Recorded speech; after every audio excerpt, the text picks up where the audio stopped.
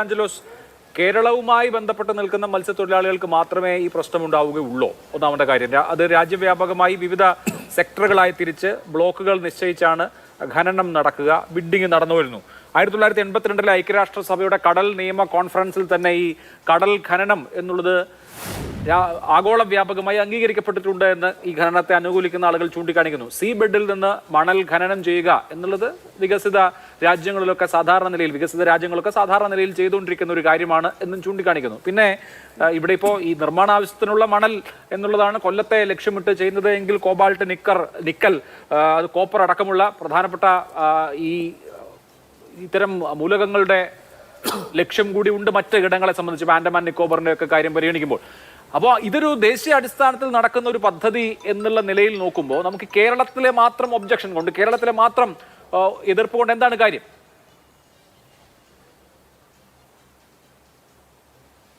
ലോകത്തിലെ പല രാജ്യങ്ങളും ഇപ്പോൾ കടൽ മണൽ ഖനന പദ്ധതിയിൽ നിന്ന് പിന്മാറിക്കൊണ്ടിരിക്കുകയാണ്. ഞാൻ എൻ്റെ കണക്കുകളൊക്കെ ഉണ്ട്, അതിലേക്കൊന്നും പോകുന്നില്ല. പല രാജ്യങ്ങളും ഇപ്പോൾ അത്തരം പദ്ധതികളിൽ നിന്ന് പിന്മാറിക്കൊണ്ടിരിക്കുകയാണ്.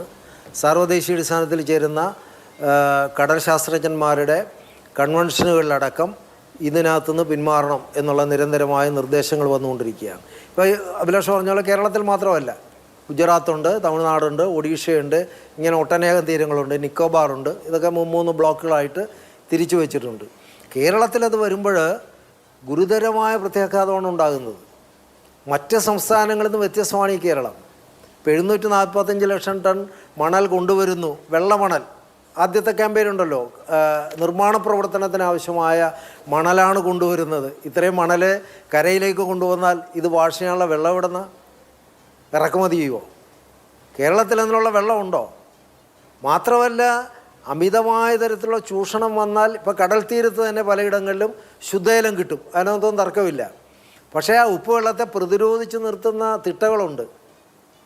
അതെല്ലാം പിന്നീട് സംഭവിക്കുന്നത് കടലിൽ ഖനനം ഉണ്ടായാൽ ഈ കരയിൽ നിന്ന് മണൽ വലിക്കുന്നതോടുകൂടി അതില്ലാതാകും. അപ്പോൾ അങ്ങനെ വരുമ്പോൾ തീരദേശം മൊത്തത്തിൽ ഉപ്പുവെള്ളത്തിൻ്റെ കേന്ദ്രമായി മാറും. അതാണ് വിഷയം. കേരളത്തിൻ്റെ തീരത്തിൻ്റെ പ്രത്യേകത അതാണ്. അത് കണ്ണുടച്ചുകൊണ്ട് ഏതെങ്കിലും മേഖലയിൽ ഖനനം നടത്തുന്നത് പോലെ കേരളത്തിൻ്റെ തീരത്ത് വന്നാൽ ഗുരുതരമായ പ്രത്യാഘാതമാണ് ഉണ്ടാകുന്നത്. കേരളത്തിൻ്റെ തീരം ഏതാണ്ട് മരുഭൂമിക്ക് സമാനമായി മാറുന്ന സ്ഥിതി ഉണ്ടാകും. ഇതിനെ ആശ്രയിച്ച് ജീവിക്കുന്ന ആളുകൾ ഗുജറാത്ത് പോലെയല്ല. ഇവിടെ ഐക്യരാഷ്ട്രസഭ തന്നെ പറയുന്നത് ഒരു മത്സ്യത്തൊഴിലാളി മത്സ്യബന്ധനം നടത്തിയാൽ 4 കുടുംബങ്ങൾ അതോട് അനുബന്ധമായി ജീവിക്കുന്നു എന്നുള്ളതാണ്. തീരത്തല്ല, മറ്റു പ്രദേശങ്ങളിൽ. എക്സ്പോർട്ടുമായി ബന്ധപ്പെട്ട് കേരളത്തിൻ്റെ പ്രധാനപ്പെട്ട പങ്ക്. കൊല്ലം പരപ്പ് ഏറ്റവും രുചിയേറിയ മത്സ്യം ഉള്ള സ്ഥലമാണ്.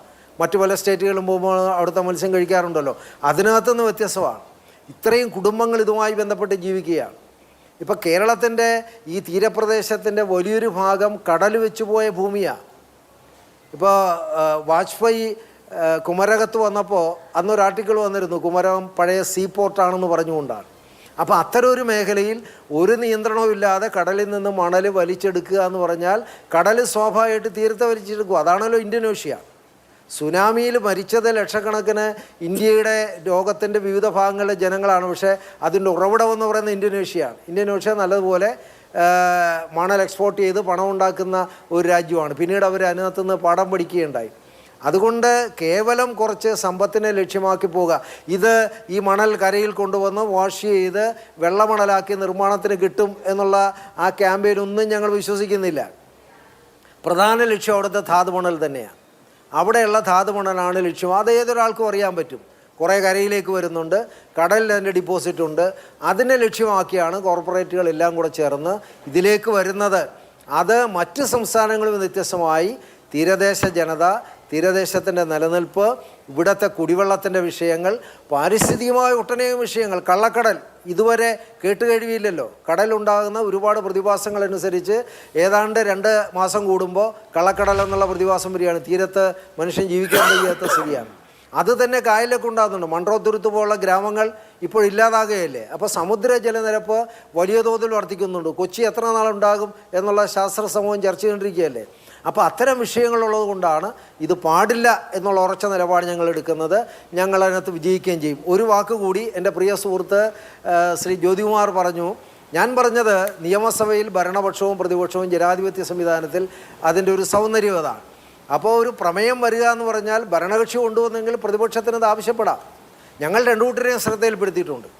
ബഹുമാനപ്പെട്ട മുഖ്യമന്ത്രിയുടെയും വകുപ്പ് മന്ത്രിയുടെയും സ്പീക്കറുടെയും പ്രതിപക്ഷ നേതാവിൻ്റെയും എല്ലാം ശ്രദ്ധയിൽപ്പെടുത്തിയതാണ്. കഴിഞ്ഞ സെഷനിൽ പ്രമേയം വരണം എന്നുള്ള ആവശ്യമാണ് ഞങ്ങൾക്ക് ആ കാര്യത്തിൽ ഉണ്ടായിരുന്നത്. പിന്നെ മറ്റേ തർക്കത്തിലേക്ക് പോകുമ്പോൾ പാർലമെൻറ്റിൽ ഇത് ഒരു ബില്ല് അവതരിപ്പിച്ചാൽ അന്നത്തെ ദിവസമല്ല ഭേദഗതി കൊടുക്കുന്നത്, ബില്ല് നേരത്തെ സർക്കുലേറ്റ് ചെയ്യുന്നതാണ്. അത്തരം ഭേദഗതികൾ കൊടുത്തു കാണാം. ചില അന്നത്തെ മണിപ്പൂർ വിഷയവുമായി ബന്ധപ്പെട്ട ബഹളത്തിൽ അതെല്ലാം പോയി കാണും. ഇപ്പോൾ കാർഷിക നിയമം വന്നല്ലോ, പല ഭേദഗതികളും അവിടെ ചർച്ച ചെയ്തു, അത് ഭൂരിപക്ഷം അനുസരിച്ച് തള്ളിക്കളഞ്ഞു. പക്ഷേ ഇതിലതുണ്ടായില്ല. അത്തരം ഭേദഗതികൾ ഓരോ എം പിമാരും കൊടുത്തിട്ടുണ്ടെങ്കിൽ അവർ അത് പറഞ്ഞാൽ മതി. ക്യാമ്പയിനുമായി ബന്ധപ്പെട്ട് ഞങ്ങൾ അതിൻ്റെ തർക്കത്തിലേക്ക് പോകുന്നില്ല. ഞാൻ സൂചിപ്പിച്ചത് ചില വിവാദങ്ങളുണ്ടാക്കി രാഷ്ട്രീയമായി അങ്ങോട്ടും ഇങ്ങോട്ടും തർക്കം പറഞ്ഞ് ഇതിൻ്റെ ഒരു പ്രാധാന്യം നഷ്ടപ്പെടുന്ന തരത്തിലേക്ക് പോകാൻ പാടില്ല എന്ന് പറഞ്ഞുകൊണ്ടാണ് ഞാൻ ഇന്ന് വ്യവസായ മന്ത്രി നടത്തിയ പ്രസ്താവനയിലെ ചില ഭാഗങ്ങളിലൂടെ പറഞ്ഞത്. ഞങ്ങൾക്ക് അതിനകത്തൊന്നും വിഷയമല്ല. പ്രധാന വിഷയം എല്ലാവരും യോജിച്ച് ഈ മഹാവിപത്തിനെ നേരിടുക എന്നുള്ളതാണ്. ആ സ്ലോഗനാണ് ഇന്ന് മത്സ്യത്തൊഴിലാളി സംഘടനകൾ യോജിച്ച് മുന്നോട്ട് വച്ചിട്ടുള്ളത്.